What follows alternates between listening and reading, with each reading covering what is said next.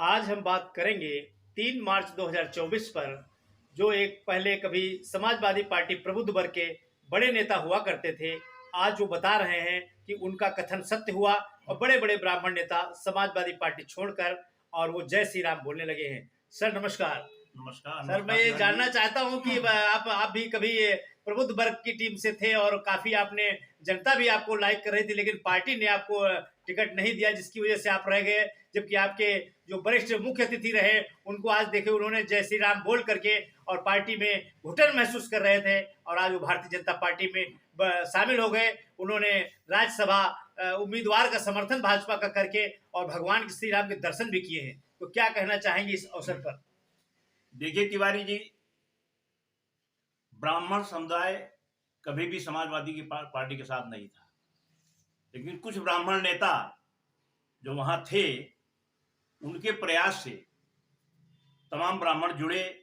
भगवान परशुराम के नाम पर परशुराम जी का मंदिर बना और उसकी वजह से सारे लोग जुड़े, इस आशा के साथ जुड़े कि उनको जो है कहीं ना कहीं सम्मानित पद मिलेगा।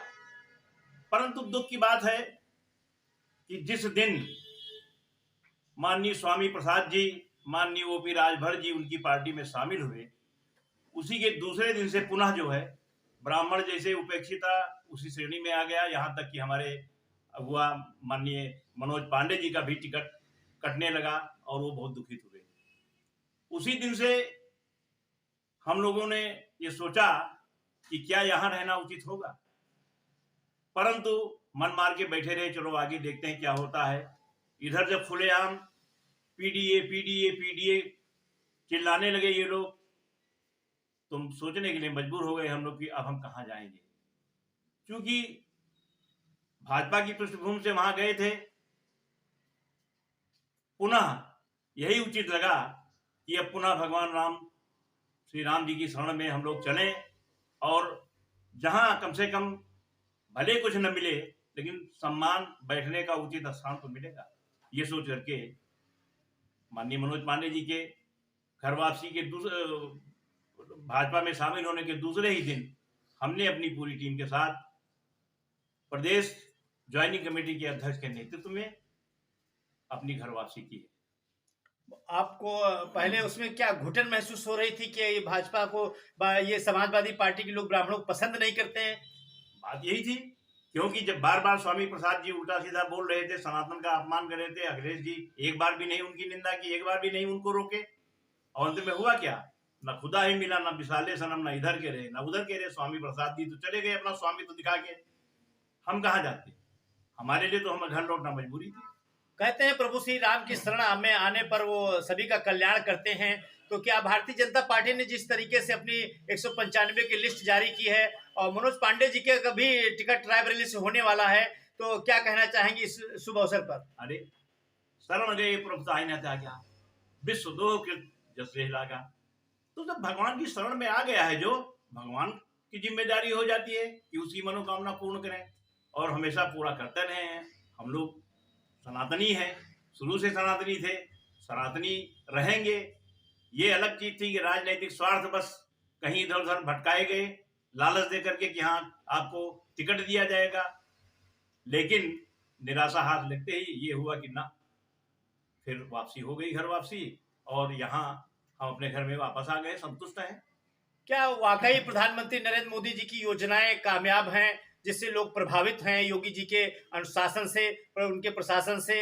ये क्या वाकई में ऐसा है जिसकी लोग और जनता खींची चली आ रही? भारत ही नहीं, पूरा विश्व मोदी जी के नियमों का जो है इस समय अनुसरण कर रहा है, उनका वाह कर रहा है और उनको विश्व का सबसे बड़ा नेता घोषित कर रहा है। इससे बड़ी उपलब्धि और क्या हो सकती है?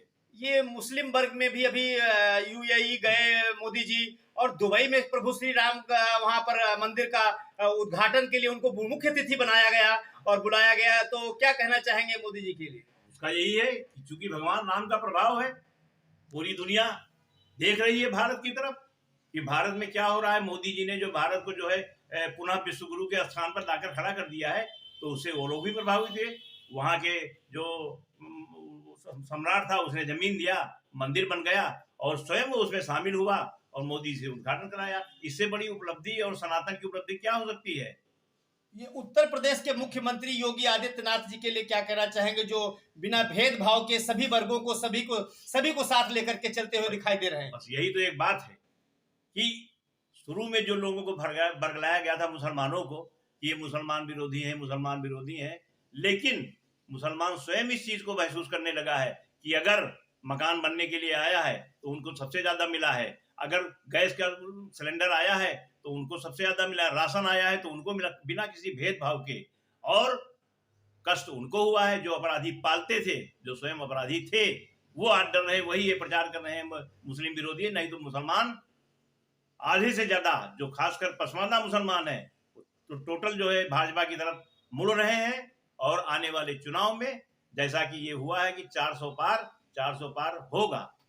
ये जम्मू कश्मीर में भी काफी शांति व्याप्त हुई है और काफी नेता वहां पर जाकर के अमन चैन से रहते हुए नजर आ, जबकि विपक्षी नेता भी कांग्रेस के जो राहुल गांधी कहे जाते हैं वो भी वहां विजय चौक पर जाकर के जाते हैं, और कई सचिन तेंदुलकर जो क्रिकेट के भगवान हैं वो भी वहां पर जाकर के बता रहे हैं कि हाँ यहाँ पर अब पहले से काफी बदलाव आया है। तो क्या वाकई भारतीय जनता पार्टी ने भारतवर्ष में बदलाव किया है? ये पूर्णतः सत्य है तिवारी जी। मैं स्वयं श्रीनगर गया था और श्रीनगर में वहां जाकर के शंकराचार्य की समाधि पर मैंने पुष्पांजलि अर्पित किया है। लाल चौक में 9 बजे 10 बजे रात तक हम लोग घूमते रहते थे, कहीं कोई शंका नहीं, हर आदमी खुशी है, कोई किसी से वो नहीं है। बड़ा अमन का माहौल अब वहां बन चुका है। डल झील में हम लोगों ने नाव की सवारी की, वहां भी घूमे, कहीं कोई ऐसी बातें नहीं है अब कि हाँ जो है एक दूसरे के प्रति कोई घृणा की भावना हो। तो क्या आप समझते हैं कि पूरा देश राममय इस समय हो चुका है और फिर से सरकार मोदी जी की बनेगी? पुनः राममय हो गया है और पुनः सरकार बनने जा रही है, जैसा कि कहा जा रहा है 400 के पार होना है। आप देख रहे थे राष्ट्रीय नवल टाइम्स पे डॉक्टर आरपी पांडे, जो बहुत ही प्रबुद्ध वर्ग से आते हैं, और उन्होंने अपनी बात रखी, बताया उन्होंने कि समाजवादी पार्टी में किस तरह लोग घुटन ब्राह्मण अगड़ी जात के लोग कर रहे थे और धीरे धीरे करके सभी भारतीय जनता पार्टी में शामिल हो रहे हैं। राष्ट्रीय नवल टाइम्स लखनऊ से एक रिपोर्ट।